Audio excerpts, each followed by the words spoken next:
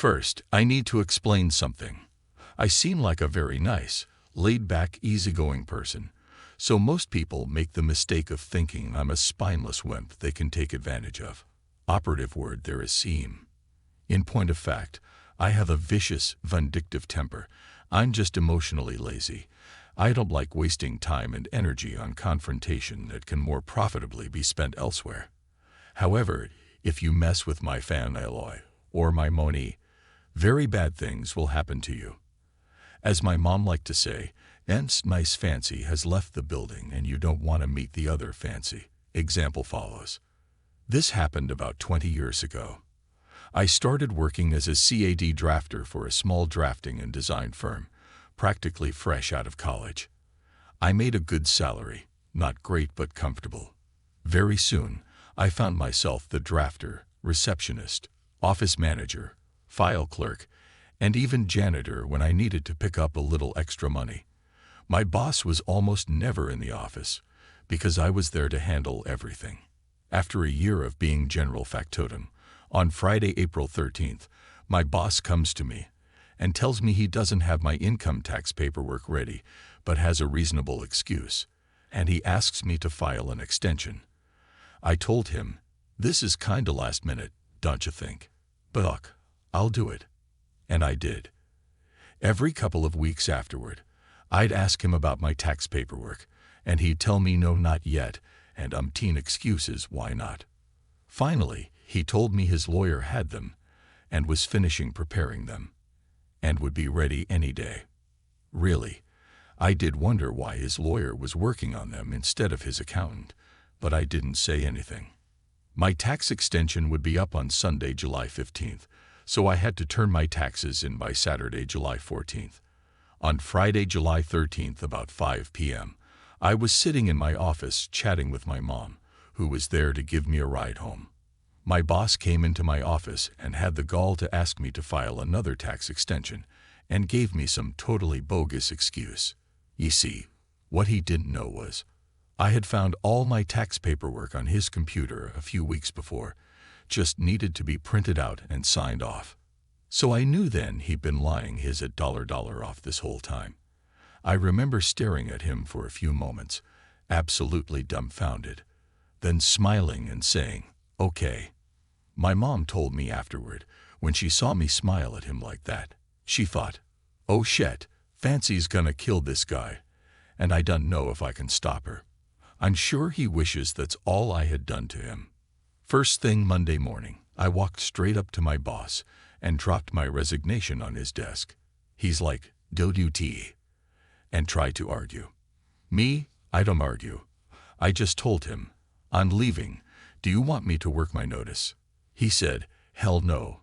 Get your stuff and get out," which was another huge mistake, in a long line of them, because I left and went straight to the IRS office, where I gave up all the goods on this guy.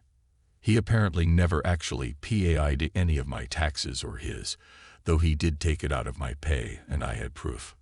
It so happens, before he was a CAD drafter/designer, he was a CPA who left that field under a cloud. The IRS was not happy to hear his name again. Everybody knows, you do not mess with the IRS. Not content with that, I then contacted all of his business associates and told them what he had done, that he was being investigated by the IRS, and if they did want to be too, they might want to steer clear. I didn't tell his wife, whom I was on very good terms with, but only because I wanted him to have that pleasure. Just picture that conversation. "OMG, why did she leave? She did everything." Well, I'm very sure she heard ALL about it from his associates. I will give him this. He was stubborn. He managed to hang on to his business for about a year of living hell before going under. But I smirked every time I went by his empty office. Next story. Background is short and sweet, just like the rest of the story. When I was a young lass, I was sexually abused by an adult male who volunteered at the school I went to. It went on that entire year, and the next year I had the good fortune to change schools for totally unrelated reasons, due to the standard issue threats and manipulation that come with these scenarios. I'll kill your family if you ever tell them, and take you to live with me once they're dead. What we do is a special secret that nobody else can ever know, etc. I never told anyone. I pushed it down and just tried not to think about it. Many years later, I had a friend confide in me that something similar had happened to her, and we swapped stories.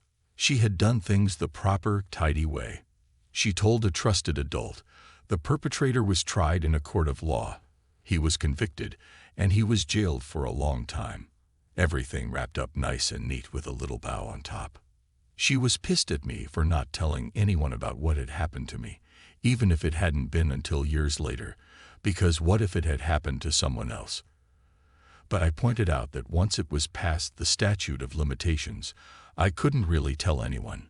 Doing so when he wasn't tried and convicted would come back on me as slander. So it felt like there wasn't anything I could do. For a while, I left it at that. But it started to nag at me. Was there really nothing I could do? I started by looking him up online. A basic Google and social media search were all I needed to find him, living far away from where I was, and I wasn't sure if that meant good or bad things for my revenge. Whatever it turned out to be, as I had no definite plan then. On his very public profile, I got some news that rattled me. He had terminal cancer. It didn't seem like he was going to drop dead the next day. But still, it was now or never if I wanted to get some kind of closure from him. So I requested him on social media, and he accepted. I sent him the first message. Hey, I'm OP from school. Do you remember me? He answered yes, and that was it. I asked for his phone number. I just want to talk to you. He said he didn't think that was a good idea. I said, it's been so long, there's nothing that could happen. I'm not mad, just sad more than anything, and I just want to talk. Now that I'm older, I want to understand. He believed me, and I got his number. I tried calling him immediately, straight to voicemail. He said he would set up a time for us to talk. Okay, fine. I can be patient. It only gave me more time to think about what I would do. About a week or so later, I called him, and he picked up. I barely remember this conversation, and went through a lot of it on adrenaline, shaking like a leaf. He sounded sick, old and sick, not intimidating like he used to be, not scary, not anymore. He asked me what I wanted, and why I was talking to him after so long. I said, I just need to hear from you what you did to me so I know I'm not crazy. He said he couldn't do that. I told him he owed it to me, and that it had been so long ago. The statute of limitations was expired, so there was nothing that could be done about it. I said that I knew he was dying, and it would clear his conscience to talk about it, and answer all of my questions. Win-win, right? He still said no. So I told him that was a shame, and that I'd hoped to get closure from him. But I guess asking his wife and son that I'd seen on social media would have to be enough. This was a bluff on my part. I knew that by telling him that he could do preemptive damage control. If this didn't work, I'd be out of luck. He said fine. He first said in a very bland sort of way, I was inappropriate with you back then. Not good enough. I pushed and pushed and pushed until I almost thought he was going to hang up, and he finally admitted it in detail. I thanked him and asked if his conscience felt better. He said yes. I said good. That was all I wanted for both of us. I hung up. Now the actual revenge part. I had recorded the whole thing. Not illegal. I was in a one-party consent area. And although he lived in a different area, he did too. I uploaded it to cloud storage and sent a link to his wife and his adult son. I explained that I had found them as a mutual contact on social media, and since he was nearing the end, I thought they might appreciate knowing some of the memories he shared with me about the time he volunteered at that school. I never got a reply from his wife. I didn't expect one, but still, I was a little disappointed. It took about 3 months, but then I finally got a message from his son. It was glorious.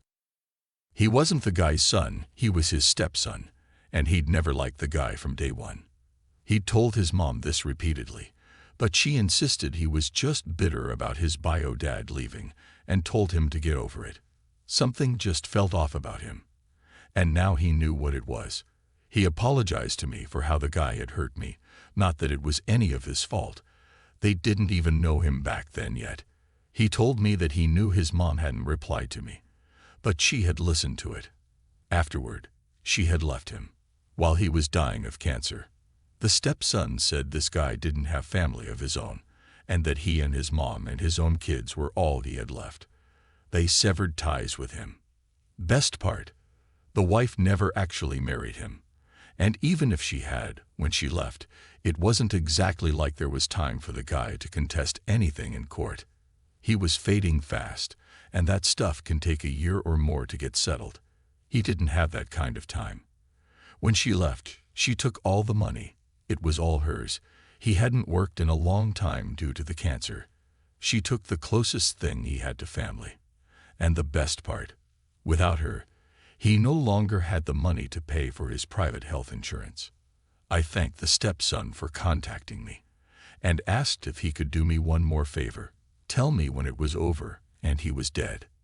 He happily agreed. A few more months later, I got the news. He died alone in a state hospital.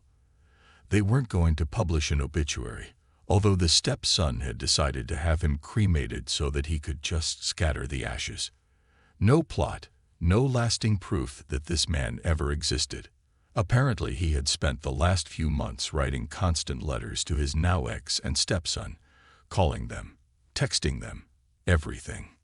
Neither one had responded, and he died alone, knowing that what he had done had eventually ruined his life and taken away what mattered to him. I thought it was a pretty fitting ending, although in the end vengeance just felt meh. I always wished that I hadn't believed him back then and had just told someone. Next story. My grandfather grew up in a rural Peruvian town where only his family lived, very isolated from others. They lived about half an hour away from the nearest town. This story happened sometime in the 1940s. As one would assume, everyone was close. This story is about one of my grandfather's many cousins, let's call her Mary, tilled 20, and her husband, Peter, tilled 25. Mary's dad went away to work in the capital for a while, taking Mary with him. There she met Peter, fell in love, and married. They returned to town a couple of months after they wed. They rented the room at the local saloon. I think that's the word anyway, while Peter worked with Mary's dad selling goods in neighboring towns to save money. Turns out, Peter was an asshole. Not only did he cheat on Mary while he was away working, but he also severely beat her when he was home, even more than the standard at the time. Eventually, the owner of the saloon, a distant cousin of Mary, noticed, hereby called owner, tilled 50. He confronted her, and after a lot of prodding, she admitted to everything. She hadn't confessed before as her close family, especially her dad, opposed the marriage, and she was ashamed to admit Peter was an abuser. Well, she wouldn't have to suffer much longer, as owner would take matters into his own hands. He liked to play a prank on newcomers. He would take them to a field a half-hour away to hunt what he claimed was the most delicious bird he had ever tasted. Spoiler alert, that bird did not exist. It had a funny name I can't remember, so I'll just call it Birdie. He would leave them in the middle of the field with a net, while he went away to chase the birdies into the net. He would then walk back to town while the newcomer was kept waiting for the birdies. Eventually, newcomer would return to town and be mocked and laughed at for buying the story. Just some good old rural town fun. He had yet to prank Peter as he was mostly away working. However, not long after an opportunity presented itself.